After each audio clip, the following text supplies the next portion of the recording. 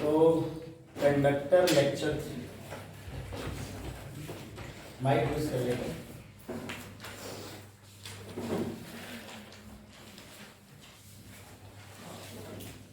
देख लेना। एक वीडियो जैसे एक ब्राइट बना था, एक डार्क बना, ब्राइटनेस थोड़ी मेंटेन रहती है। तो हेलो हेलो हेलो कौन बंद कर देता है?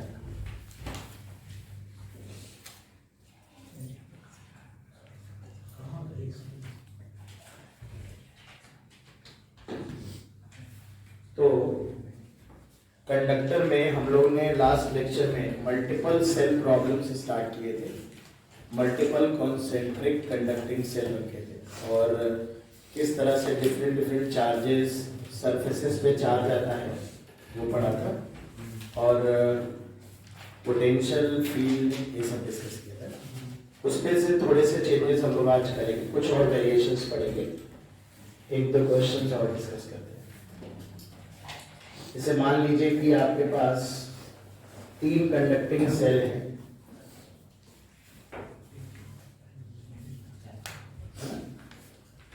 एक बार एक क्वेश्चन आया था जो IIT में 2007-08 के आसपास, एग्जैक्ट याद नहीं मुझे। इसकी रेडियस R दी थी, इसकी रेडियस R2R दी थी और इसकी रेडियस 3R दी थी। उन्होंने कहा था कि इन कंडक्टर्स, ये 3 कंडक्टिंग सेल हैं, सेंटर पे कोई पॉइंट चार्ज नहीं रखता। तीनों की आउटर सरफेस पे चार्ज डेंसिटी बराबर दी गई थी। उन्होंने कहा था कि charge density surface charge density जो है on outer surface of all 3 shells is equal या are equal है। तीनों की चार्ज डेंसिटी आपस में इक्वल है। तो उन्होंने ये पूछा था कि बताओ find out Q1 is to Q2 is to Q3। इस पे चार्ज Q1 है, लेट मान लेते हैं, इस पे Q2, इस पे Q3। कई बच्चों ने जो बिना कंडक्शन के सॉल्व कर दिया, उन्हें लगा कि इसकी चार्ज डेंसिटी होगी Q1/4πr², इसकी Q2/4π × 2r का होल स्क्वायर और इसकी Q3/4π3r का होल स्क्वायर, जबकि ऐसा नहीं, आपको पता है। हमने बताया था कंडक्टिंग सेल है, इंडक्शन होता है और दोनों सरफेस पे चार्ज होने की संभावना, लेकिन अंदर कोई पॉइंट चार्ज नहीं रखा है तो इनर सरफेस पे तो कोई चार्ज आएगा नहीं, है ना। तो पहले वाले पे अगर हमने Q1 चार्ज माना है, दूसरे वाले पे Q2 चार्ज माना है, तो पहले वाले का पूरा चार्ज आउटर सरफेस पे ही रहेगा। फिर हमने बताया था यहाँ पे -Q1, आमने सामने वाली सरफेस गॉस लॉ लगा के एक्सप्लेन। इस वाले का चार्ज कंजर्व है, चूंकि किसी से कनेक्टेड नहीं है तो Q1 + Q2 हो जाएगा। इस वाले पे माइनस का Q1 + Q2 और यहाँ पे Q1 + Q2 +, तो एक चार्ज डेंसिटी आउटर सरफेस पे तीनों के इक्वल देती है। एडवांस का सवाल है। इसका मतलब है पहले वाले के आउटर सरफेस पे चार्ज डेंसिटी है Q1/4πr², दूसरे वाले सेल के आउटर सरफेस पे चार्ज डेंसिटी Q1 + Q2/4π2r का होल स्क्वायर, यही तो आएगी। तीसरे वाले पे है Q1 + Q2 + Q3/4π। तो अगर ये तीनों इक्वल होंगे तो आप Q1 Q2 Q3 का रेशियो बता लोगे ना। इस तरह से बच्चों आपके आंसर आने, ठीक है। तो ये तो एक जनरल सवाल है, हम लोग इसको लिख लो आप। आज थोड़ा सा इस पे 1-2 वेरिएशंस और करेंगे। देखिए ये थोड़ा बल्कि सवाल बनता है, अगर मैं अच्छा सवाल बनाऊंगा थोड़ा बड़ा बन जाए तो, और एडवांस वाले थोड़ा सा इस पे ज्यादा सवाल नहीं बनाते हैं और मेंस वाले इतना बल्कि बनाते नहीं, क्योंकि कहीं ना कहीं इस तरह के सवाल आप कैपेसिटर्स में भी सॉल्व करोगे, और स्फेरिकल कैपेसिटर्स है नहीं एडवांस के सिलेबस में, इस चक्कर में आते नहीं। लेकिन ऐसा भी नहीं कि आ नहीं सकते बिल्कुल, है ना, तो हम करेंगे कुछ क्वेश्चन। चलिए, हमने इस बार 3 कंडक्टिंग सेल लिए वंस अगेन। एक की रेडियस r है, दूसरे की रेडियस 2r है और तीसरे की रेडियस 4r है। इस पे हमने इनिशियल चार्ज q दिया है, इस पे 2q दिया है, इस पे -q दिया है। ये इनिशियल चार्ज है। बीच वाले को हमने एक की लगा के अर्थ से कनेक्ट करके रखा है। अभी की ओपन है, की ओपन है ना। अब आपसे पूछा जा रहा है find out charge on each surface if की इज क्लोज्ड।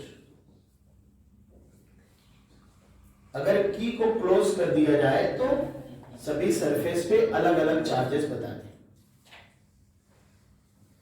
तो अभी जो की ओपन है तब हमें बताने नहीं है, तो हम जिक्र क्यों करें उस वक्त के चार्ज के डिस्ट्रीब्यूशन का। इनिशियल चार्ज क्यों था। आपसे ये भी पूछ सकता है कि बताओ जब ये की हम क्लोज करेंगे तो इस की को क्लोज करने पे कितना चार्ज यहां से फ्लो हो जाएगा अर्थ। यहां पर अगर हम देखें मोटा मोटा तो इस सेल को अर्थ से कनेक्ट कर दिया है, तो इसका ये चार्ज कंजर्व नहीं रहेगा, इसका कंजर्व रहेगा, इसका कंजर्व रहेगा। तो जो कुछ बेसिक रूल हमने लास्ट लेक्चर्स में पढ़े उसको अप्लाई करते हैं। कंडक्टिंग सेल के अंदर से जब गॉसियन सरफेस बनाया था लास्ट ईयर पे, तो हमने देखा था कि उसके अंदर क्यू इन 0 होना चाहिए। किसी भी कंडक्टिंग सेल के अंदर नेट चार्ज हमेशा 0 होना चाहिए। तो वो कैसे होता है कि अगर यहाँ कोई पॉइंट चार्ज रखते तो इनर सरफेस पे उतना इंड्यूस हो जाता है, तो लेकिन यहाँ है नहीं कोई, तो इनर सरफेस पे इंड्यूस नहीं होगा। यानी ये वाला पूरा चार्ज यहाँ पर मैं बना देता हूँ, बाल वाला चार्ज जो है उसको मैं, तो फाइनल चार्ज में मान लेता हूं कि यहां पर Q होगा, यहां पे कितना होगा -Q, ठीक है, यहां पे -Q, ठीक। अब यहां -Q होगा, लेकिन इस वाले का चार्ज कंजर्व नहीं है, तो यहां हमें एक वेरिएबल डालना पड़ेगा। मान लेंगे लेट अस सपोज कि इस सरफेस पे Q1 है, क्योंकि अर्थ से कुछ आ सकता है कुछ जा सकता है, तो हमें थोड़े ना पता है कि कितना आया कितना, बाद में देखते हैं इसको। इस पे Q1 है, ठीक है, इसके अंदर भी नेट चार्ज 0 है, +Q -Q, इसके अंदर भी नेट 0 होना चाहिए, तो -Q1 यहां आएगा, फेसिंग सरफेस पे करेगा पॉजिटिव। और इस अकेले का चार्ज कंजर्व है, तो इस पे टोटल -Q होना चाहिए, तो इसको घटा देंगे, तो -Q में से -Q1 +Q1 ये आउटर वाले सरफेस पे। बताओ भैया कोई दिक्कत परेशानी, कोई दिक्कत तो नहीं है ना। अब हमसे कहा गया हमें Q1 निकालना है, Q1 पता चल जाए तो सभी सरफेस के चार्ज आ जाएंगे बेटा, आ जाएंगे ना। तो Q1 कैसे निकालेंगे, ये सेल A है, ये सेल B है, ये सेल C है, तो सेल B का पोटेंशियल क्या कर देंगे 0। अर्थिंग करने पे पोटेंशियल 0 हो जाता है ना, अर्थिंग करने पे पढ़ा चुके हैं ना। तो भैया इसका पोटेंशियल 0 करते हैं, बी का पोटेंशियल 0। मेरे पास मैंने लास्ट में भी आपको बताया, फिर रिपीट कर रहा हूं कि अगर सेल की थिकनेस नेग्लिजिबल हो तो सेल के दोनों चार्जेस के, दोनों सरफेस के चार्ज को जोड़ के आप सीधे सीधे, तो वरना क्या करोगे, आपको पोटेंशियल लिखते वक्त 1 2 3 4 5 टर्म लिखते हैं, लेकिन यहां थिकनेस तो है नहीं। थिकनेस होगी तो इस चार्ज की रेडियस अलग होगी, इसकी रेडियस अलग होगी, तो दो सेल की तरह बिहेव करेगा। यहां 3 सेल है, आपने ठीक है इंडक्शन करा दिया। हम क्या करेंगे, इन दोनों चार्ज को जोड़ के एक सेल की तरह ले लेंगे, सिंपल। तो 3 टर्म लिखने पड़ेंगे इससे, है ना, कैलकुलेशन थोड़ा सरल हो जाएगा, ठीक। तो चलो सेल बी का पोटेंशियल लिखते हैं। तो इस सेल के कारण, इस सेल पे जो चार्ज है उसके कारण जो सेल बी का पोटेंशियल आएगा वो कितना आएगा, K Q, और बाहर है पॉइंट, यहां कहीं लिख लेते हैं, किसी भी पॉइंट पर पोटेंशियल है ना, पूरा सेल ही की पोटेंशियल होगा। तो जब सेल के बाहर पॉइंट होता है तो पूरी डिस्टेंस लेते हैं सेंटर से, KQ बाई स्मॉल r, तो यहां से स्मॉल r की वैल्यू कितनी होगी 2r। इन दोनों चार्ज के कारण, देखो इसके कारण अलग लिखे, इसके कारण लिखे, है तो ये 2r रेडियस का ही सेल मानोगे, दो सेल मानने का क्या मतलब है ना। तो -q plus q1, net charge कितना हो गया इस सेल पे, k -q प्लस q1, और खुद इसी की सरफेस पे तो डिवाइड बाय 2r ही है। और इस वाले पे जो चार्ज है वो कितना है, k -q1 प्लस q, नहीं माइनस q प्लस q1, ये पूरा चार्ज हो गया, q1 तो यहीं से कट जाएगा, और डिवाइड बाय को इस सेल पे जो चार्ज है उसके कारण पोटेंशियल अंदर सेल के अंदर वही होता था जो सेल की खुद की सरफेस पे, तो जो खुद की सरफेस पे होता था 4 h इक्वल टू 0, q1 से q1 यहाँ कैंसिल आउट हो गया, r से r कैंसिल आउट कर दो, 4 से पूरे से मल्टीप्लाई कर दो, तो ये k भी कॉमन आ जाएगी, 2q आएगा, और इसमें भी 2 से मल्टीप्लाई होगा, -2q प्लस 2q1, और ये आ जाएगा -q बराबर 0, राइट। तो देखो 2q से ये 2q खत्म हो गया, q1 आ गया q बाई 2, ये q1। तो अब इस सरफेस पे आपको चार्ज मिल गया, सभी सरफेस का अलग अलग चार्ज आ गया, सभी सरफेस की सरफेस चार्ज डेंसिटी निकाल सकते हो, इनर और आउटर अलग अलग सबकी है ना, किसी सेल का नेट चार्ज बता सकते हो। अब अगर आपसे पूछे कि इलेक्ट्रिक फील्ड बता दो किसी रीजन में, तो फिर वही है गॉसियन सरफेस बना के जो हमने आपको डायरेक्ट फॉर्मूला बता रखा है, k q in by r square लगाएंगे, कहीं का पोटेंशियल निकालना है तो तीनों सेल के कारण नेट पोटेंशियल लिख देंगे वहां पे, है ना। तो चूंकि अपने आप में चार्ज का कैलकुलेशन ही काफी समय ले लेता है, तो अगर ये कॉम्प्रिहेंशन वगैरह में आएगा तो हम लोग एडवांस के पहले इस तरह की प्रैक्टिस करेंगे, है ना। तो अभी मैं उतना लेंथी क्वेश्चन नहीं ले रहा हूँ, वरना इसमें कई सवाल है, पोटेंशियल चार्ज बने पूछ सकता है, पोटेंशियल पूछ सकता है, यहाँ कैपेसिटेंस भी पूछता है, आगे बताएंगे। तो पोटेंशियल पूछ सकता है, कहीं पर भी पूरे सिस्टम में एनर्जी पूछ लेगा, एनर्जी के सवाल करेंगे, एनर्जी पूछ सकता है, फिर ये दो सेल के बीच की एनर्जी पूछ सकता है, इस तरह के सवाल बनते हैं। ये लिख लिया, लिखो लिखो।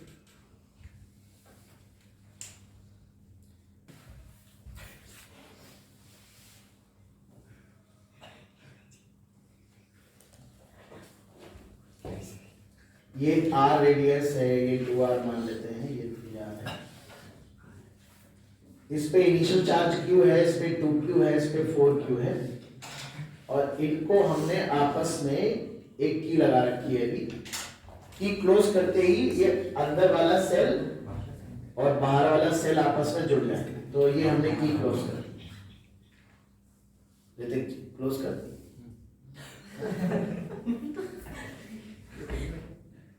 अब ये सारे समझने लगा होगा ना। तो डिस्कस ये कर रहे थे कि जब हम इस की को क्लोज करेंगे तो फाइनल चार्ज जो रीडिस्ट्रीब्यूशन होगा, सभी सरफेस पे अलग अलग चार्ज बताना है, तो ये की है। इनिशियली जो की है वो ओपन है, find out charges on all the surfaces when की इज क्लोज्ड। जब की को क्लोज करेंगे तो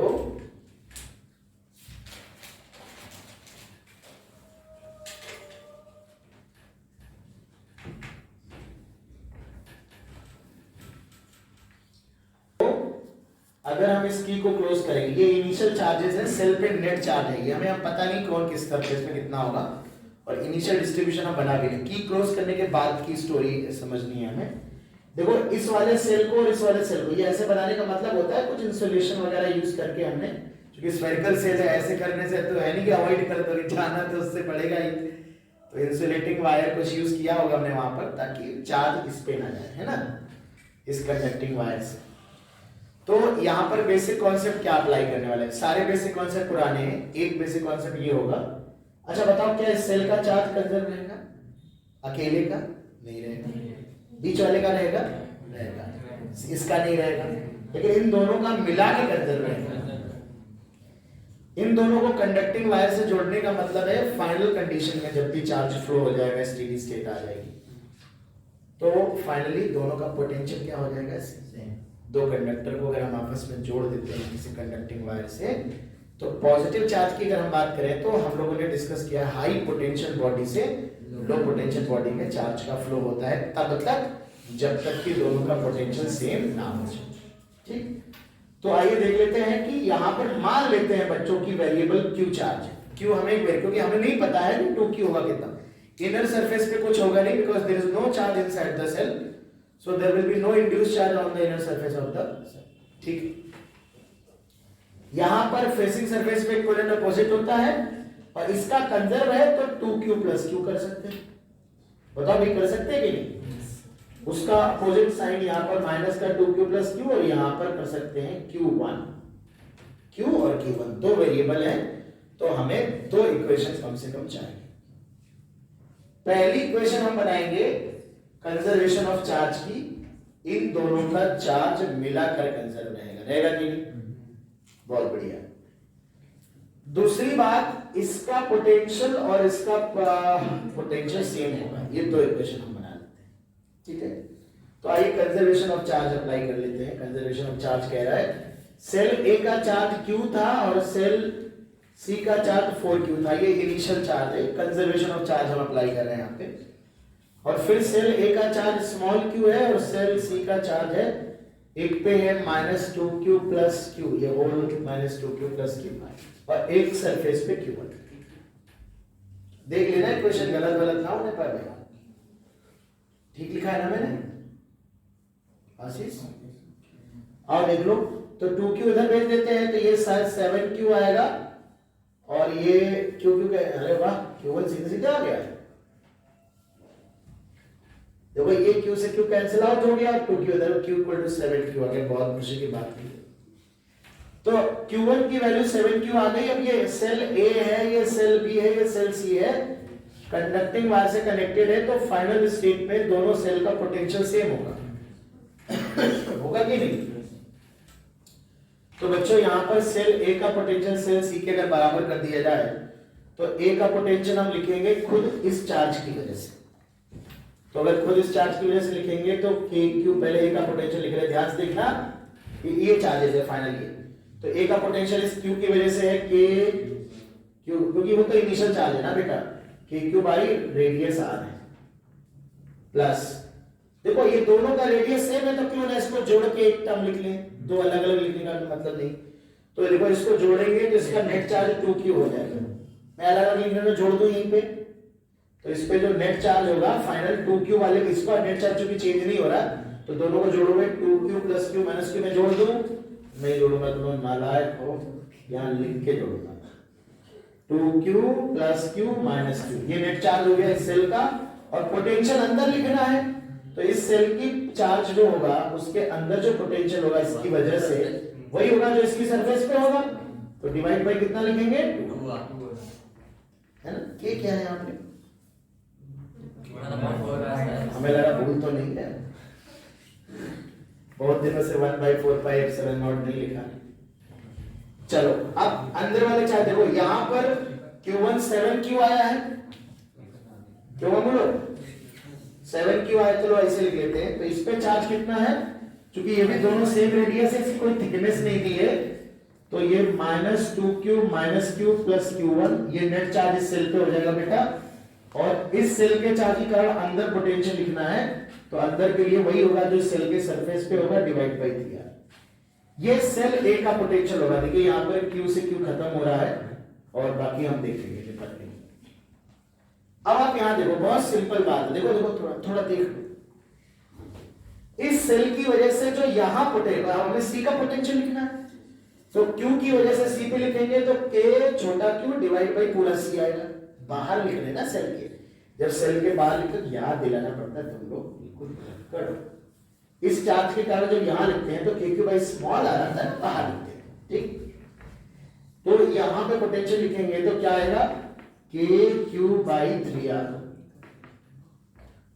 फिर देखो इसकी वजह से भी लिखेंगे, हम तो कह रहे हैं, हम ये बताना चाह रहे हैं कि इसमें भी डिवाइड बाय 3r आएगा, इसके भी बाहर है तो डिवाइड बाय 3r आएगा, इसके भी बाहर है तो डिवाइड बाय 3r आएगा। ये सबका इसका वही कैविटी वाला कांसेप्ट लग के कैंसिल हो जाएगा, सिर्फ बाहर सरफेस वाली चार्ज के कारण आएगा। ये बात बड़ी इंपॉर्टेंट है, जल्दीबाजी में इसको फटाक से आंसर लिख सकते हो। मतलब बाहर वाले सेल का पोटेंशियल सिर्फ आउटर सरफेस पे जो चार्ज मौजूद होता है उसकी वजह से होता है। हम आपको लिख के दिखा रहे हैं, देखो माइनस क्यू की वजह से, अब मैं अलग अलग लिख के दिखाऊंगा। देखो इसकी वजह से होगा यहां पर के क्यू बाई 3 इसका माइनस के क्यू बाई 3, ये दोनों कैंसिल आउट हो गए। अब देखो इस चार्ज की वजह से भी डिवाइड बाई के 2q प्लस क्यू बाई 3 आ रहेगा यहां तक, और इसकी वजह से भी 3 आ रहेगा। तो मैं अब की बार अलग अलग टर्म लिख रहा हूं, सारे चार्ज के लिए अलग अलग टर्म लिख रहा हूं। तो k इस वाले चार्ज का कितना आएगा 2q plus q divide by 3r, और ये जो इनर सरफेस वाला चार्ज इसकी वजह से आएगा, भाई इसके बाहर है तो 3r ही तो लेंगे ना, 2r मत कर देना, और इसकी खुद की सरफेस है तो 2q plus q divide by 3r। देखो ये दोनों टर्म कट गए, यानी तुम देख रहे हो इनकी वजह से, चारों की वजह से, इन 1 2 3 4 की वजह से इस सेल का कोई पोटेंशियल नहीं आएगा। क्योंकि आप खुद विचार करो ना, कैविटी बढ़ा ही चुके हैं, बाहर जो इलेक्ट्रिक फील्ड होती है केवल आउटर सरफेस के चार्ज की वजह से होती है, अंदर वाले सब निपट लेते हैं, ये इसके इफेक्ट को नलिफाई कर देगा, ये सिर्फ जैसे कैविटी में पढ़ाए थे। तो जब यूनिट पोजिटिव चार्ज को इंफिनिटी से सरफेस तक लाओगे तो वर्क डन केवल बाहर की फील्ड होगी ना करेगी, और बाहर की फील्ड केवल इस पे डिपेंड कर रही बेटा।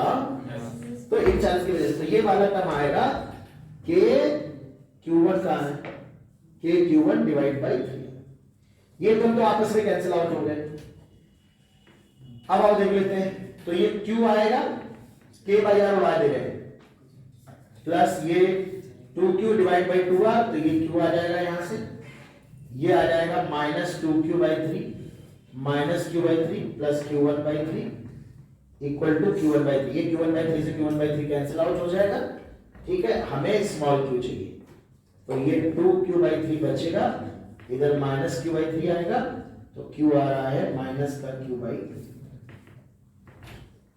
है ना। यानी कि अब देखो क्या पता चल गया, Q1 भी पता चल गया कंजर्वेशन ऑफ चार्ज से, और ये हमारा पोटेंशियल इक्वल करेक्ट, सारे चार्जेस आ गए। अब आप पोटेंशियल लिख लो, कहीं पे फील्ड लिख लो, किसी सरफेस की चार्ज डेंसिटी लिख लो, टोटल एनर्जी लिख लो, कुछ भी लिख सकते हो, एनर्जी लिखना सिखाएंगे, ठीक है। तो इस पे हम ज्यादा सवाल अभी नहीं ले रहे हैं, क्योंकि अभी ये मेंस में नहीं आने वाला है इतना सा बड़ा सवाल, ठीक है। एडवांस में जरूर आएगा, आपके नजरों में रहने चाहिए ऐसे सवाल, आपको एडवांस पे टाइम पे मिलेंगे, तो हम लोग तब प्रैक्टिस कर रहे होंगे ऐसे सवाल।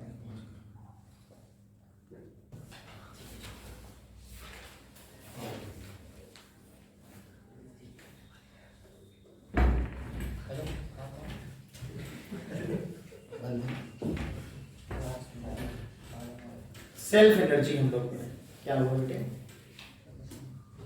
अबे नंबर जोड़े तुम लोगों ने, कितने बन रहे हैं आंसू तो तुरंत जोड़ने कितने, 110 इतने कम नहीं, 140 टोटल नहीं जोड़े सर, हमने सिर्फ केमिस्ट्री देख के मन भर गया था। भर गया तो दुखी हो गया, तो वही दुखी होता है। किसे जोड़े, किसे जोड़े, उसमें इंटीरियर टाइप वाले self energy of a continuous charge distribution।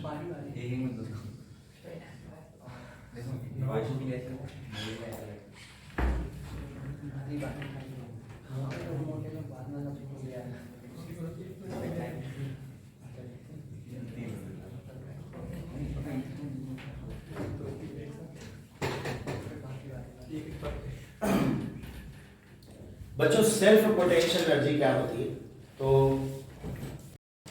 अगर हम बहुत बेसिक से देखें, बहुत बेसिक लेवल पे देखें, तो सेल्फ एनर्जी कुछ नहीं होती, सब कुछ इंटरेक्शन एनर्जी होती है। ऐसा समझ लो अगर हम कहें तुमसे कि Q1 चार्ज है, Q2 चार्ज है, R डिस्टेंस पे रखा है, तो इनकी interaction potential energy K Q1 Q2 by R होता है। अब याद करो इसको कैसे डिफाइन किया था कि Q1 चार्ज अगर रखा हो और इलेक्ट्रिक फील्ड प्रोड्यूस कर रहा हो, और Q2 को दूर से लाए इसके पास, इंफिनिटी से लाए इसके पास, तो ऐसा सिस्टम जनरेट करने में, बनाने में हमें जो वर्क डन करना पड़ता था वही पोटेंशियल एनर्जी के बराबर होता था। बताओ अब किसी कंडक्टिंग बॉडी है, मान लो कोई कंडक्टिंग बॉडी है या कोई भी बॉडी है जिसपे सरफेस पे चार्ज है, अब सेल्फ एनर्जी का क्या मतलब होता है, मान लो इस पे कुछ Q चार्ज है, तो सेल्फ एनर्जी का मतलब है कि एक एक चार्ज लाके इस चार्ज डिस्ट्रीब्यूशन को बनाने में हमने जो एनर्जी खर्च की है वो इस इलेक्ट्रिक फील्ड में एनर्जी के फॉर्म में स्टोर हुई होगी, इलेक्ट्रिक पोटेंशियल एनर्जी के फॉर्म में, वही इस चार्ज की सेल्फ एनर्जी कहलाती है। मतलब ऐसे देखो, मेरी बात समझना, जैसे मान लो बेटा इस पे कुछ चार्ज नहीं, आप थोड़ा सा चार्ज लाए, आपने जरा सा रखा, मान लो ऐसे डिस्ट्रीब्यूट हो गया, कुछ क्यू चार्ज डिस्ट्रीब्यूट हो गया। अब आप इंफिनिटी से जब और डी क्यू चार्ज लाएंगे, पहले डी क्यू लाके डिस्ट्रीब्यूट हो गया, अब जब और डी क्यू लाएंगे तो ये जो पहले से इस पे डी क्यू चार्ज होगा वो इसे रिपेल करेगा, तो आपको वर्क करना पड़ेगा। और आपने मान लो थोड़ा सा चार्ज लाके यहां रख दिया और थोड़ा सा, तो अब आप एक तरह से क्या हुआ, आपका जो चार्ज सरफेस पे था और जो चार्ज आप लाए वो इंटरेक्शन ही तो कर रहा है, तो वो एक्चुअली उनकी इंटरेक्शन एनर्जी हो जाएगी। फिर थोड़ा और लाएंगे तो जो इस पे रखा है वो बाकी के साथ इंटरेक्ट करेगा, और थोड़ा लाएंगे, ऐसे इंटरेक्ट करते करते इन सबकी इंटरेक्शन एनर्जी तो होगी। तो एक तरह अब है क्या, सेल्फ क्यों कह देते हैं, क्योंकि एक ही बॉडी की सरफेस पे या एक ही बॉडी के वॉल्यूम में जो चार्ज मौजूद है, उस पूरे चार्ज की आपस की जो इंटरेक्शन एनर्जी, वो self energy of the body. बात समझ रहे? मैं इस बात को अवॉइड करता हूं कि मैं ये कहूं कि दो तरह की पोटेंशियल एनर्जी है, self potential energy, mutual potential energy या इंटरेक्शन एनर्जी। हाँ, अगर आप ऐसे कह दोगे कि आपके पास एक बॉडी है जिसपे कुछ चार्ज है, बॉडी है, तो इस एक एक चार्ज को लाके इस चार्ज को बनाने में जो एनर्जी खर्च करी वो इसकी सेल्फ एनर्जी है। लेकिन मान लो एक और बॉडी है जिसके सरफेस पे चार्ज है, अब अगर आप इस बॉडी का चार्ज पहले से बना हुआ, उसका बना हुआ, इन दो इस बॉडी को इंफिनिटी से इसके पास लाओ, तो इन दोनों को करीब लाने में जो वर्क करना पड़ रहा है वो इनकी इंटरेक्शन एनर्जी कहलाती है। पर एक तरह से इसके जो सरफेस पे चार्ज होगा या इसका जो वॉल्यूम में चार्ज होगा, वो भी एक प्रकार का इंटरेक्शन एनर्जी है, उस बॉडी के अंदर मौजूद चार्जेस का आपस का इंटरेक्शन एनर्जी। क्या मेरी बात समझ रहे हो? तो मैं तो ये कहता हूं there is nothing like self energy, मतलब सेल्फ एनर्जी इंटरेक्शन से अलग नहीं है, ठीक है, बट फिर भी हमें पढ़ना है, सेल्फ एनर्जी शब्द लिखा गया। सेल्फ का मतलब होता है एक बॉडी पे मौजूद अपने चार्ज के खुद की जो टोटल पोटेंशियल एनर्जी होगी, उनकी आपस की इंटरेक्शन एनर्जी होगी। तो चूंकि वो बॉडी के अंदर खुद का चार्ज है पूरा का पूरा, तो उन सारे चार्जेस की जो इंटरेक्शन एनर्जी होगी वो उस बॉडी की या उस कॉन्टिन्यूअस चार्ज डिस्ट्रीब्यूशन की सेल्फ एनर्जी कह सकते हो आप उसको। भावनाएं समझ रहे हो मेरी, है ना? तो मैं इसलिए टू टाइप्स की होती है ऐसा नहीं लिखूंगा। तो आप समझ ही गए होंगे, मैं इसको बस आपको फटाफट एक्सप्लेन कर देता हूं। दो फॉर्मूले इंपॉर्टेंट है, और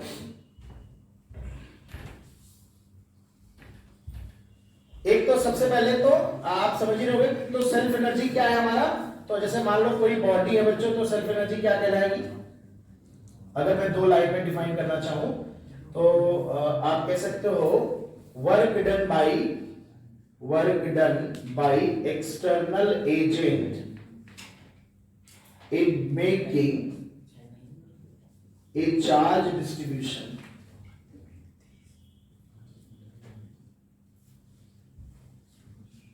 without changing kinetic energy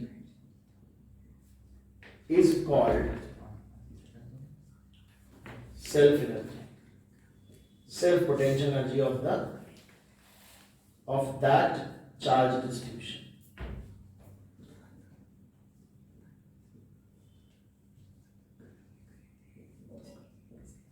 ठीक है, अब दो एग्जांपल हमें इसके समझना है। तरीका क्या होता है निकालने का, तरीका ये होता है, जैसे मान लो कोई बॉडी है बच्चों, इस पे कुछ हमें सेल्फ एनर्जी निकालनी, तो हम एक इंटरमीडिएट स्टेट से शुरू करते हैं। दो तरीके होते हैं, एक एनर्जी डेंसिटी मेथड, एक बेसिक मेथड। पहला तरीका ये होता है कि हम ये मान लें पहले से कि कुछ क्यू चार्ज पहले से इस पे रहा, मान लेते हैं थोड़ा थोड़ा चार्ज करके इंफिनिटी पे ला रहे हैं और इस बॉडी पे रखते जा रहे हैं। ऐसा करते करते एक इंटरमीडिएट स्टेट है जिसपे जब इस पे क्यू चार्ज मौजूद है और इस वक्त इसका पोटेंशियल मान लेते हैं बॉडी की सरफेस पे V वोल्ट है। अब बताओ अगर इस पे क्यू चार्ज मौजूद है किसी इंटरमीडिएट स्टेट पर, इसका पोटेंशियल V वोल्ट है और इंफिनिटी से अगर dq चार्ज और लाओगे तो जो dw वर्क डन करोगे वो dq into potential difference, infinity से ला रहे हो तो charge into potential difference, final potential body पे V है और इनिशियल 0 है इंफिनिटी का। यानी जो du होगा या du होगा यही dw du के बराबर होगा, ये v dq के बराबर हो जाएगा। तो जो सेल्फ एनर्जी हो जाएगी वो इंटीग्रेशन v dq हो जाएगी। अरे हो जाएगी कि नहीं बताओ, इस तरह से आप निकाला करेंगे। अब इस dq की वैल्यू कैसे लिखा करेंगे, v की वैल्यू कैसे लिखा करेंगे, ये क्वेश्चन पे डिपेंड करेगा। ये बेसिक तरीका हमने बताया। एक इंटरमीडिएट स्टेट मानेंगे लेट अस सपोज कि जब बॉडी पे किसी मोमेंट ऑफ टाइम पे स्मॉल q चार्ज था उस वक्त उसका पोटेंशियल V था, और V बल्कि Q के टर्म में निकल आएगा, अभी हम आगे पढ़ेंगे, ठीक है। फिर फर्दर dq चार्ज और लाने में कितना वर्क डन करना पड़ेगा, dw फिर से इंटीग्रेट कर लेंगे शुरुआत से लेके, मान लो टोटल चार्ज Q ला रहे हैं तो 0 से कैपिटल Q के इंटीग्रेट कर लेंगे। तो सबसे पहले आइए हम यहाँ सेल्फ एनर्जी ऑफ सेल निकलवा देते हैं, self energy of a shell. यहाँ देखो 3 क्वेश्चन पूछ सकता है, या तो सेल पूछेगा कंडक्टिंग सेल हो सकता है या नॉन कंडक्टिंग। अगर सेल ही है, हॉलो ही है, तो क्या कंडक्टिंग क्या non conducting charge uniformly surface पे मौजूद है, ठीक है ना। इसकी सेल्फ एनर्जी बतानी कि इसकी पूरी एनर्जी कहां, और या फिर सॉलिड कंडक्टर अगर है, सॉलिड कंडक्टर, तो हॉलो कंडक्टर हो या नॉन कंडक्टर हो, एक ही बात है। सॉलिड कंडक्टर होगा तो भी चार्ज कहां पे रहेगा, तो इन दोनों की एनर्जी सेम है। इसमें भी अंदर इलेक्ट्रिक फील्ड 0 होती है, इसमें भी अंदर इलेक्ट्रिक फील्ड 0 होती है। अच्छा, हमेशा याद रखो, ये जो आप वर्क डन कर रहे हो और ये जो इसमें एनर्जी स्टोर हो रही है, ये एनर्जी स्टोर कहां होती है, तो ये हमेशा फील्ड में स्टोर, जितनी भी ग्रेविटेशनल फील्ड की एनर्जी ग्रेविटेशनल फील्ड में, फील्ड के फॉर्म में। मतलब अगर कहीं पर फील्ड मौजूद है, it means there is some energy, वो क्योंकि उस फील्ड के अंदर क्षमता है वर्क डन को, चार्ज रखिए, आपको फील्ड दिखिए, उसको दौड़ा देगी। आप खुद सोचिए ना, एक चार्ज आपने यहां पे रखा, सिंगल पॉइंट चार्ज, यहां इलेक्ट्रिक फील्ड, आप छोड़ोगे तो भागेगा, काइनेटिक एनर्जी बढ़ेगी, तो मतलब पोटेंशियल एनर्जी तो घट रही होगी, इसका मतलब उसके अंदर पोटेंशियल एनर्जी थी। बात समझ में आ रही है ना। और पोटेंशियल एनर्जी किसके अंदर थी, एक्चुअली वो फील्ड के अंदर एनर्जी थी, जो काइनेटिक एनर्जी के फॉर्म में आपको नजर आ रही है। मेरी बात समझ में आ रही, यानी ये जो फील्ड वाली एनर्जी होती है हमेशा फील्ड में स्टोर होती है, ये बॉडी के अंदर नहीं भरी है, कहीं कोने में जेब में बॉडी में डाल दी है, फील्ड के फॉर्म में एनर्जी स्टोर होती है। इलेक्ट्रिक फील्ड की एनर्जी इलेक्ट्रिक फील्ड के फॉर्म में, मैग्नेटिक फील्ड की एनर्जी मैग्नेटिक फील्ड के फॉर्म में स्टोर होती है। मतलब जहां फील्ड नहीं है वहां कोई एनर्जी नहीं, जहां फील्ड है वहां एनर्जी है। तो अगर मैं कहूं कि इस कंडक्टिंग सेल या इसकी कंडक्टिंग सॉलिड स्फीयर की एनर्जी आखिर कहां स्टोर होगी, तो अंदर तो कोई एनर्जी होगी नहीं, जो भी एनर्जी होगी वो बाहर होगी, क्योंकि इसकी इलेक्ट्रिक फील्ड हमारी बाहर होगी। अरे होगी कि नहीं, यहां से लेके इसकी सरफेस से शुरू करके इंफिनिटी तक जो भी मोहल्ला है, इस चार्ज के कारण जो फील्ड प्रोड्यूस हुई उसमें स्टोर है इसकी एनर्जी पूरी। हम बाकायदा निकालेंगे किस रीजन में कितनी स्टोर है, ठीक है ना। तो अब हम इसकी सेल्फ एनर्जी निकालते हैं। तो हम कोई इंटरमीडिएट स्टेट से शुरू करते हैं। तो इंटरमीडिएट स्टेट हमने कोई मान लिया कि भैया एक समय ऐसा है, आप जब इस पे Q चार्ज लाके रख चुके हो, आप थोड़ा थोड़ा चार्ज लाते जा रहे हो और यूनिफॉर्मली डिस्ट्रीब्यूट करते जा रहे हो, ताकि आप मैथमेटिकल कैलकुलेशन कर सको। तो किसी इंटरमीडिएट स्टेट में जब इस पे Q चार्ज मौजूद होगा, तब इसका पोटेंशियल कितना रहेगा, KQ/R। अब आप इंफिनिटी से ला रहे हो, dq चार्ज और ले आए, ऐसा करने में आपको वर्क डन करना पड़ा v इंटू dq, यानी KQ/R इंटू dq। तो आपको जो टोटल वर्क डन करना पड़ेगा, जो आपकी सेल्फ पोटेंशियल एनर्जी के बराबर होगा, K/R इंटीग्रेशन Q dq। और पहले चार्ज कुछ नहीं था, टोटल चार्ज कैपिटल Q ला रहे हो, तो बेटा ये आंसर आ जाएगा KQ²/2R। तो जो सेल्फ एनर्जी आती है एक सेल की, वो KQ²/2R होती है। और सिर्फ इतना ही ना समझिए सेल्फ एनर्जी, बल्कि ये समझिए कि सेल के चार्ज के कारण जो इलेक्ट्रिक फील्ड प्रोड्यूस हो रही है, सेल के बाहर जितना भी रीजन है टिल इंफिनिटी, उसमें जो भी इस चार्ज के कारण एनर्जी स्टोर है, फील्ड में स्टोर एनर्जी ये है, अंदर 0 है। मतलब ये जो भी है वो ये U आउट है, क्योंकि U in क्या है, 0। बस यानी सेल के बाहर कितनी एनर्जी होगी इस चार्ज के कारण सेल के रीजन में, तो आंसर यही होगा, ठीक है। तो इसको गड़बड़ मत करिएगा। सिमिलरली ग्रेविटेशन में अगर हम बताएं, ग्रेविटेशन में सेल्फ एनर्जी, तो वहां पर फाइनाइट मास का जब केस होता है तो नेगेटिव होती है पोटेंशियल एनर्जी, K की जगह G आ जाएगा, Q² की जगह M² आ जाएगा, डिवाइड बाय ये सेल्फ एनर्जी है, -GM²/2। अरे आ जाएगा, आना पड़ेगा भाई, ठीक। अब हम बात कर लेते हैं सॉलिड स्फीयर की। सॉलिड स्फीयर पे यूनिफॉर्मली चार्ज, अब सॉलिड स्फीयर है जो पूरे वॉल्यूम में चार्ज है, तो ऑब्वियस सी बात है यार नॉन कंडक्टिंग सॉलिड स्फीयर रहा होगा, नहीं रहा होगा। तो नॉन कंडक्टिंग सॉलिड स्फीयर है, मान लो ये नॉन कंडक्टिंग सॉलिड स्फीयर है, और इस नॉन कंडक्टिंग सॉलिड स्फीयर पे पूरे वॉल्यूम पे यूनिफॉर्मली चार्ज का डिस्ट्रीब्यूशन है, टोटल चार्ज Q है, volume charge density ρ coulomb per metre cube. अब हमें बताना है इसकी टोटल सरफेस चार्ज डेंसिटी क्या होगी। तो अब देखो सबसे बड़ी बात है कि हम इसको बना कैसे रहे हैं, क्या प्रोसीजर फॉलो कर रहे हैं, पहले वो समझो। ऐसा प्रोसीजर फॉलो करेंगे कि हम बीच में कहीं भी कैलकुलेशन करना चाहें तो कर सकें। जैसे हम थोड़ा सा चार्ज लाए dq सबसे पहले और एक छोटा सा स्फीयर बना दिया, फिर थोड़ा dq चार्ज और लाए, इसके चारों तरफ लपेट दिया और चारों तरफ लपेट दिया, और थोड़ा इंफिनिटी से dq लाए, चारों तरफ लपेट दिया, फिर dq लाए, चारों तरफ लपेट दिया। इससे है क्या कि हमारा जो बॉडी है वो हमेशा स्फेरिकल शेप में है। मेरी बात समझ रहे हैं?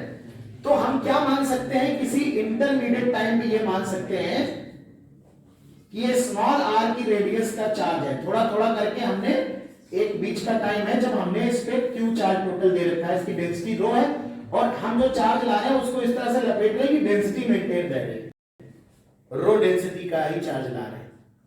ठीक है, तो किसी इंटरमीडिएट टाइम पे जब इसकी रेडियस r है, यहां तक बना लिया है, इस कंडीशन में सबसे पहले तो चार्ज कितना होगा, तो रो इंटू 4 पाई r³/3 होगा। यहां इस वाले में जो का चार्ज है, यहां पे अगर हम रो की वैल्यू लिखना चाहें तो total charge upon total volume 4 पाई r³/3 होगा कि नहीं होगा?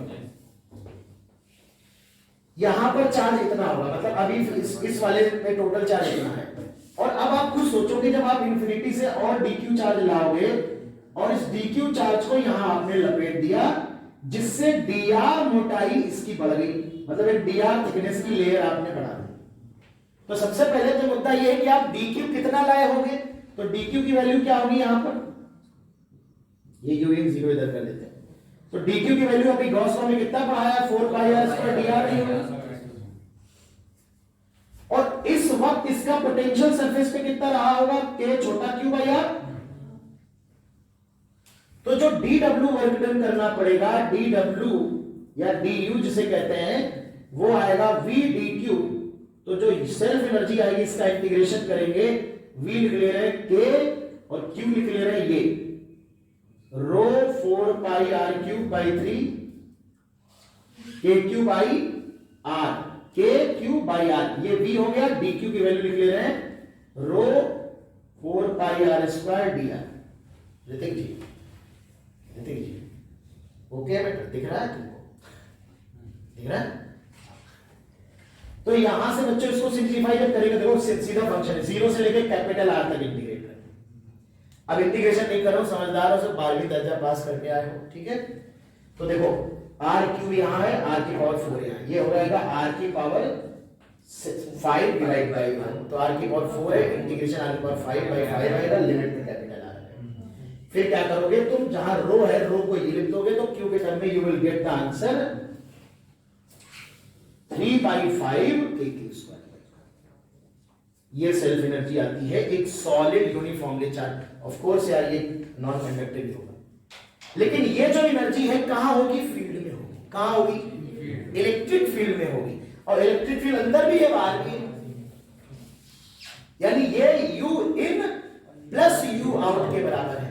अब एक बात बताओ, छोटी सी बात, जितनी इलेक्ट्रिक फील्ड सेल के बाहर होती है उतनी सॉलिड स्फीयर के बाहर होती है kq/r²। यानी बिल्कुल आइडेंटिकल इलेक्ट्रिक फील्ड है, सेल के बाहर भी स्फीयर के बाहर भी। तो अगर मैं ये पूछूं कि बताओ सेल के बाहर एनर्जी कितनी होगी,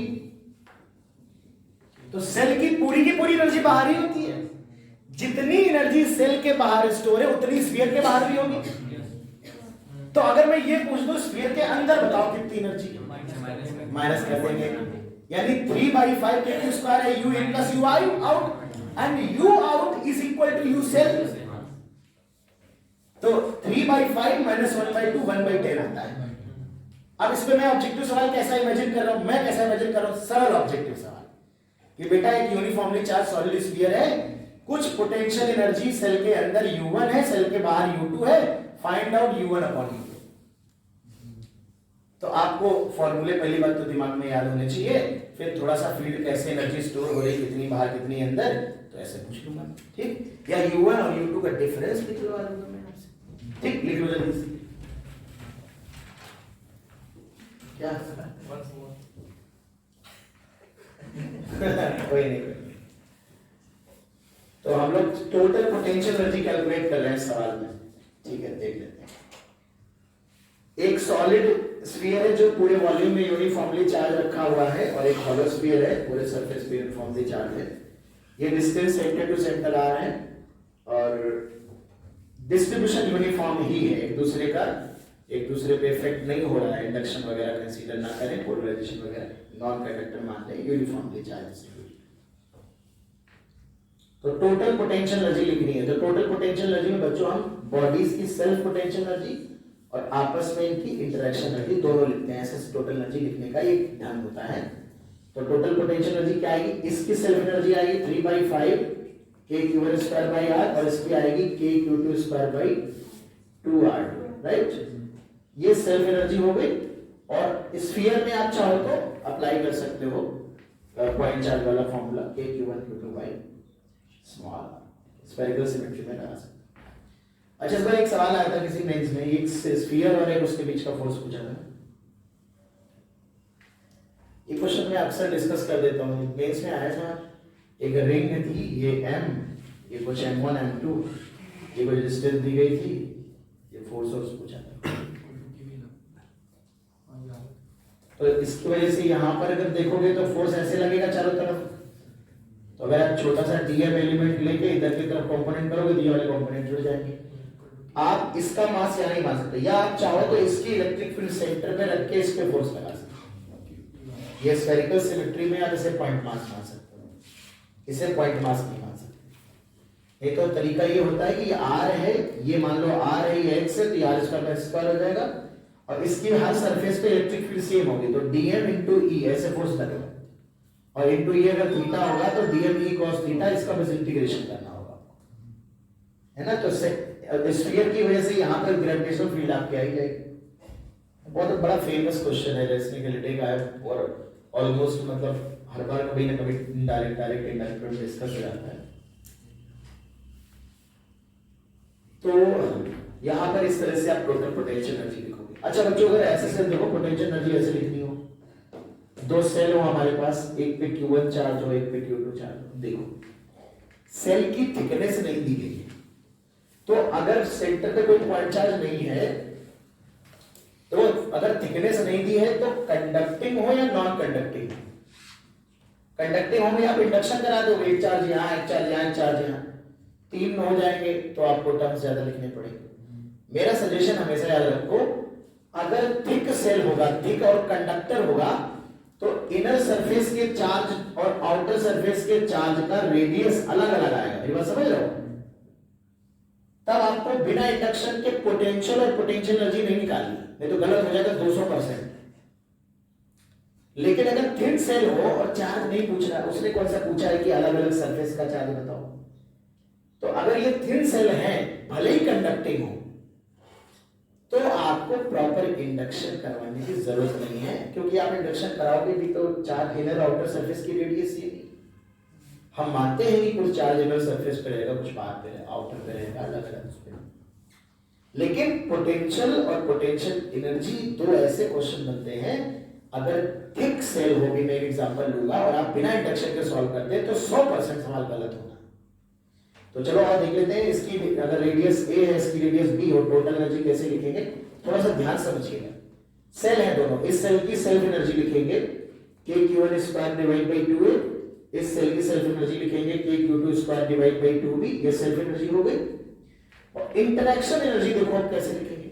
अब ऐसे न लिख देना K₂ Q2 बाई और b माइनस है, बीच की दूरी लिख दी। ये तो आप एक दूसरे के बाहर है जब स्फीयर, तब आप लगा सकते हो। एक्चुअली में लगाना क्या चाहिए, यहां पर भी अगर आप देखें तो इसके कारण हमने यहां पोटेंशियल लिखा है और पोटेंशियल इनटू चार्ज। जो आपको इंटरेक्शन एनर्जी पढ़ाई थी, क्या पढ़ाई थी, Q इनटू V। मतलब कोई अगर चार्ज पार्टिकल या बॉडी ऐसे प्लेस पे रखा हुआ है जहां पर एक्सटर्नल फील्ड के कारण पोटेंशियल V है हर जगह पे, तो Q भी लगा सकते हैं। पॉइंट चार्ज के लिए तो लगाते थे, बॉडी के लिए तब लगा सकते हैं जब उस फील्ड के कारण पूरी बॉडी पे पोटेंशियल अगर V है, जैसे मान लो इस चार्ज के कारण इस पूरी सरफेस पे पोटेंशियल सेम होगा, क्योंकि अंदर पोटेंशियल सेम होता है। इसी तरह से इस चार्ज को सोर्स मान लें, फील्ड का सोर्स, तो इस पूरे पे पोटेंशियल सेम होगा, तो Q इनटू V लगाएं।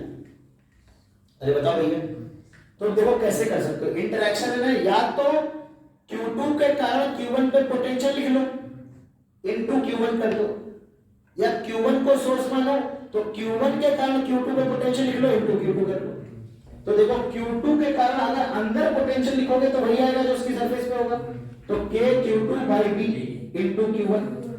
और अगर Q1 के कारण बाहर लिखोगे तो K Q1 by B आएगा इनटू Q2, आना वही है। अब कुछ लोग दिमाग ऐसा दिमाग बहुत लगवा रहे तो अपने तरफ लो बाहर वाली रेडियस है K Q1 Q2 upon outer radius हमेशा, ठीक है। तो ये सेल्फ एनर्जी है दोनों की अलग अलग, ये इंटरेक्शन एनर्जी टोटल एनर्जी होगी, बात समझ में आ रही। लेकिन अगर भाई साहब इंडक्शन हो रहा है, मान लो एक सेल है जिसपे Q चार्ज है और एक मान लो ये थिक सेल है, थिक ये थिक हो गया, ये रेडियस R है, इसकी इनर रेडियस 2R है, आउटर रेडियस 3R है, और ये न्यूट्रल है भाई साहब, न्यूट्रल। अब आपसे कह रहे हैं what is total energy stored in the system, तो अब अगर आप देखोगे अगर आपने इंडक्शन नहीं कराया तो आपका आंसर होगा KQ²/2R, केवल एक सेल की सेल्फ एनर्जी। रॉन्ग है, ठीक है ना। तो अगर आप इस पे Q चार्ज है तो यहां माइनस Q आएगा, यहां प्लस Q आएगा, तो जो इसकी total self energy total energy होगी, तो देखो तीन चार्ज पार्टिकल है, तीन चार्ज सरफेस है, ये 3 सेल्स की तरह बिहेव कर रहा है, एक सेल, दो सेल, तीन सेल। एक thick cell conducting cell, inner और आउटर सरफेस की रेडियस अलग अलग है, वो दो थिन कंडक्टिंग सेल के जैसा बिहेव कर रहा है, समझो उसको। दो सरफेस है स्पाइरल सरफेस, तो तीन टर्म की तीन तो सेल्फ एनर्जी आएगी।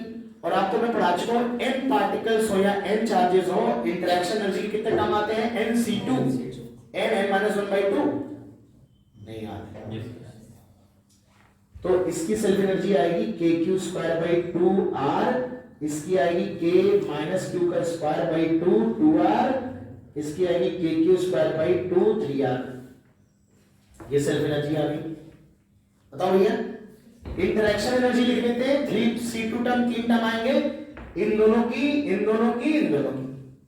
तो इन दोनों में हमेशा आउटर रेडियस आ रही है, अभी भी निकाला मैंने, आउटर रेडियस आएगी, तो इन दोनों की आएगी KQ-Q डिवाइड बाई 2R, फिर K-Q plus Q divide by 3R, और फिर KQ into Q divide by 3R। 1 2 2 3 1 3 जोड़ लेना, ही टोटल एनर्जी आ जाएगी, बात समझ रहे हैं।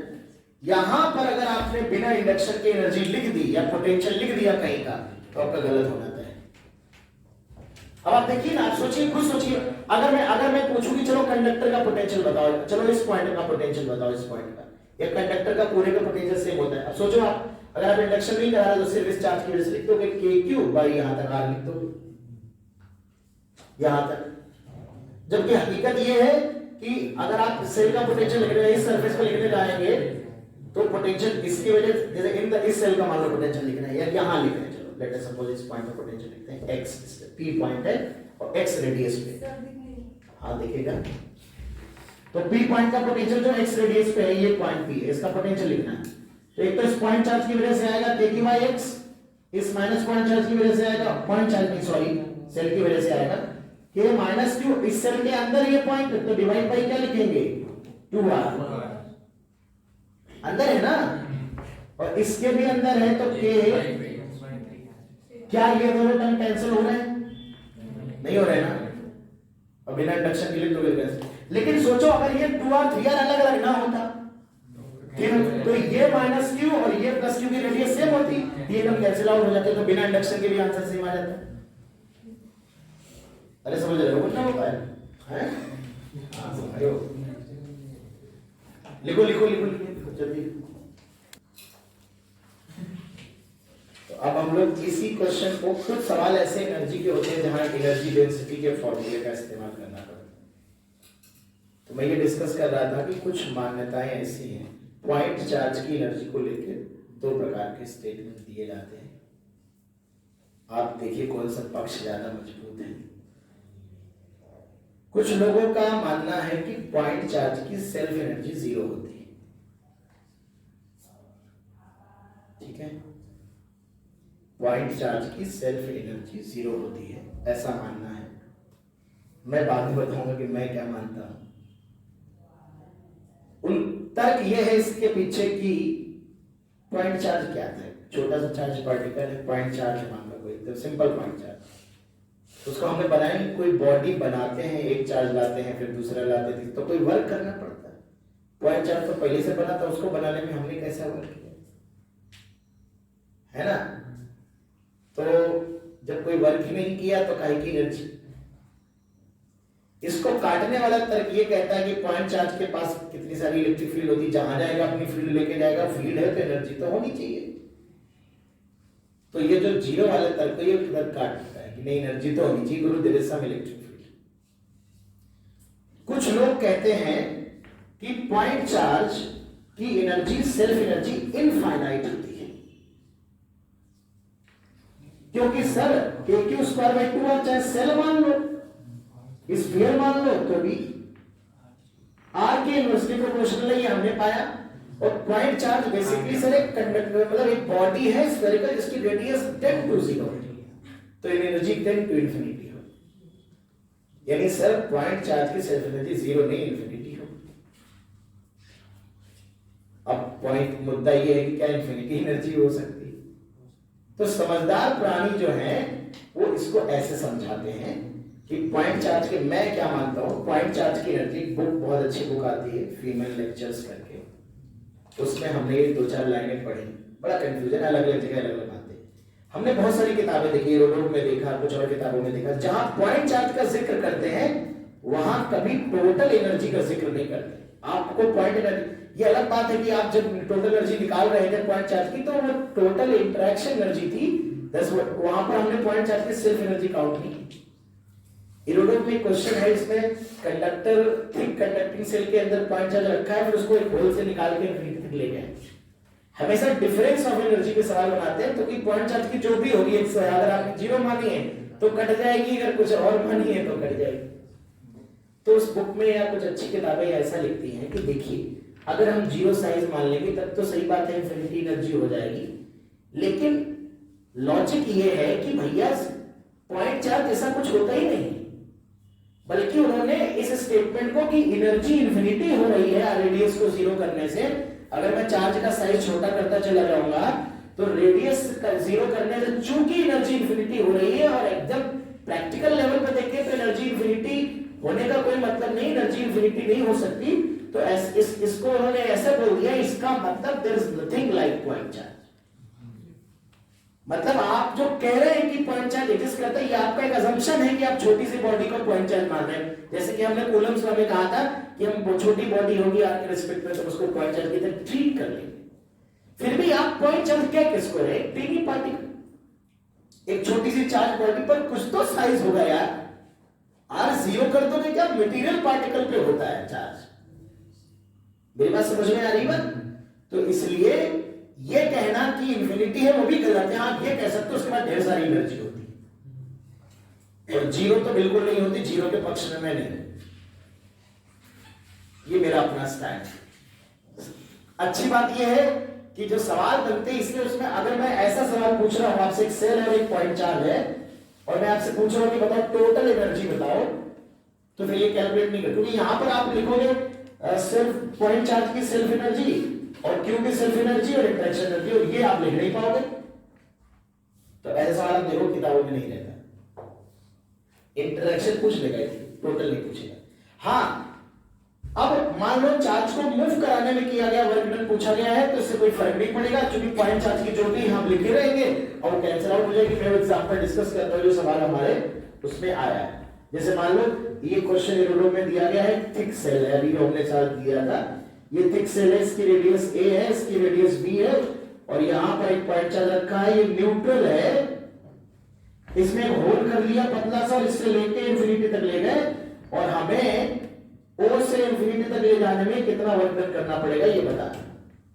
तो ऐसे केसेस में जब हम काइनेटिक एनर्जी चेंज नहीं कर रहे हैं तो एक्सटर्नल फोर्स के द्वारा किया गया work done final potential energy minus initial potential energy के बराबर है। इनिशियल अगर आप देखोगे ये क्यू है, ये माइनस क्यू होगा, ये प्लस क्यू होगा, क्योंकि न्यूट्रल है, तो इनिशियल एनर्जी आपकी वही आएगी जो भी थोड़ी देर पहले लिखी थी। ये देखो, उठा लो इसको, दिस इज योर इनिशियल, बहुत अच्छा किया नहीं मिला। ये इनिशियल एनर्जी आपकी, बस आर की जगह अरे यार ए बी सी, ये तो गड़बड़ हो गया। ये क्या होगा, ए होगा, ये 2b होगा। अच्छा ये एक पॉइंट चार्ज रखा है, अरे गड़बड़ है भाई, कहां की तो दूसरा है, ये हमने सेल के अंदर से लिया। चलो ये लिख देते हैं। तो सबसे पहले हम लिखेंगे initial energy, you initial, total लिख रहे हैं ना, तो ऐसे लिखेंगे यू पॉइंट चार्ज ना इंफिनिटी ना जीरो, ठीक है। यहां पर लिखेंगे प्लस, ये कह सकते हो कि जीरो, हम ये नहीं कहेंगे जीरो, जीरो वाले लोग क्यों जीरो कह देते हैं, क्योंकि जब वो एनर्जी का चेंज कैलकुलेट करते हैं ना, पॉइंट चार्ज यहां से मैं उठा के यहां रख दिया, वो जहां जाएगा अपनी फील्ड लेके जाएगा, वो अपनी एनर्जी दे ही नहीं रहा किसी को, एक्सचेंज नहीं कर रहा किसी के साथ, तो इसलिए उसकी जितनी एनर्जी यहां थी उतनी एनर्जी वहां उतनी, इसलिए उसको जीरो मान लेते, क्योंकि उसमें अब ऐसे मान लो उसकी पोटेंशियल एनर्जी में कोई सेल्फ पोटेंशियल एनर्जी में कोई बदलाव नहीं होता, ठीक है। तो पॉइंट चार्ज की सेल्फ पोटेंशियल एनर्जी प्लस इसकी के Q square divide by 2a minus Q का स्क्वायर करेंगे के Q square divide by 2b, ये सेल्फ हो गई, और इंटरवल पॉइंट चार्ज की माइनस क्यू की होगी के minus Q plus Q divide by a, और पॉइंट चार्ज की बाहर वाले चार्ज की होगी Q Q divide by b, और k इन दोनों की हो जाएगी इसकी plus Q minus Q divide by b outer radius. तो तीन सेल्फ तीन इंटरेक्शन हो जाएगी, और फाइनल जब ये इंफिनिटी पे चला जाएगा, जब यहां चार्ज बचेगा नहीं तो काय का इंडक्शन, तो फाइनल एनर्जी जो हो जाएगी वो सीधे सीधे किसकी बचेगी, पॉइंट चार्ज की। बस समझ में आ रही।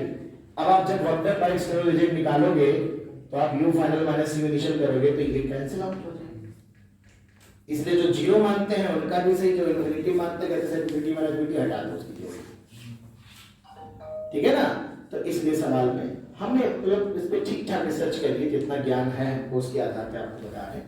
तो आप इंफिनिटी तो एक हद तक हम कह भी सकते हैं मैथमेटिकली आप करेक्ट की तरफ जा रहे हो, जीरो को जीरो कहना थोड़ा सा गलत है। जीरो के पीछे का तर्क भी बताया कि लोग जीरो क्यों बोलते हैं, जो लोग कहते हैं हम बॉडी में एक चार्ज लाके बनाते हैं, वर्क करना पड़ता है, हमने इसको थोड़े ना बनाया है, लेकिन किसी ने बनाया होगा, किसी ने तो निर्माण किया होगा, कुछ तो चार्ज हुआ, कोई भी है तो उसके पीछे की मैकेनिज्म क्या है उस पे हम लिखेंगे। बेसिकली लॉजिक ये है कि भाई फील्ड है तो एनर्जी है, ठीक है ना।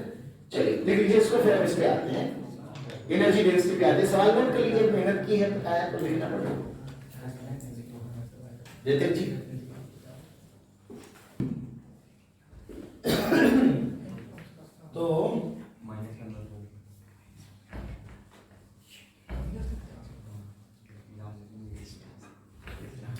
तो एनर्जी डेंसिटी का भी मैं रिजल्ट बता दे रहा हूं, इसका एप्लीकेशन अभी बहुत बड़े बड़े सारे सवाल हम इसके थ्रू भी कर सकते हैं, तो उस पे अभी मैं नहीं जा रहा, नंबर ला नहीं रहे हो यार, हमें या तो मैं ऊपर ऊपर आसमान पर टांगने पड़े, तो अभी मैं उसको एडवांस के टाइम पे इसकी एप्लीकेशन दिखाऊंगा। बस मैं आपको दिखा देता हूँ कि सिंपल सवाल है तो आप अभी कैसे करोगे, मैं इसमें फिलहाल।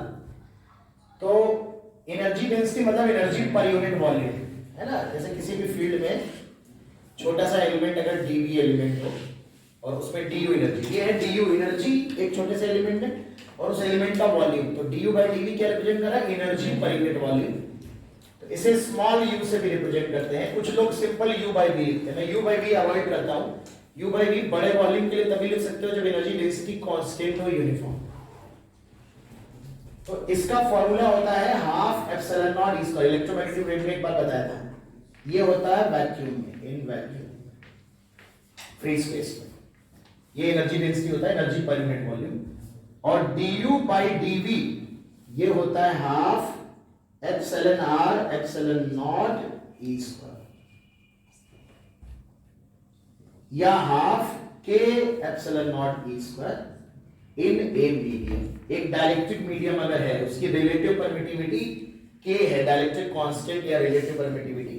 देखो epsilon relative into epsilon r को सिंपल एप्सिलॉन भी बोलते हैं, वैसे आप हाफ एप्सिलॉन ई स्क्वायर भी लिख सकते हैं। ध्यान रहे ये फ्री स्पेस में लिख रहे हो तो इलेक्ट्रिक फील्ड फ्री स्पेस के अंदर होगी, ये वो इलेक्ट्रिक फील्ड होगी जो उस मीडियम के अंदर होगी, ये ध्यान रखना। तो ये एनर्जी डेंसिटी होती है। अब जैसे अप्लाई कैसे करोगे, तो मान लो du लिखना है, तो du क्या होगा, हाफ, मान लो स्पेस में फ्री स्पेस में लिखना है तो dv इधर आ जाएगा, मतलब अगर छोटे से एलिमेंट में एनर्जी लिखनी हो तो ये लिखोगे।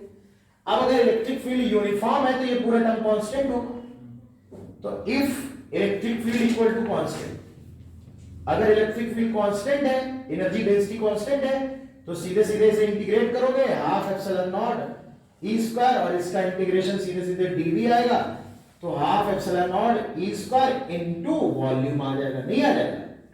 अगर इलेक्ट्रिक फील्ड कांस्टेंट है, जैसे मान लो बच्चों याद करो, एक सॉलिड स्फीयर होता था नॉन कंडक्टर, उसमें एक स्फेरिकल कैविटी करते थे, याद करो, उस कैविटी के अंदर इलेक्ट्रिक फील्ड होती थी uniform, rho a vector divide by 3 epsilon होती थी कि? तो अगर उस पूरी कैविटी के अंदर कितनी एनर्जी ये पूछ ले, तो हाफ एप्सिलॉन नॉट ई की जगह रख दोगे rho a by 3 epsilon naught into volume, cavity का वॉल्यूम 4/3 पाई आर। अरे कर पाओगे ना?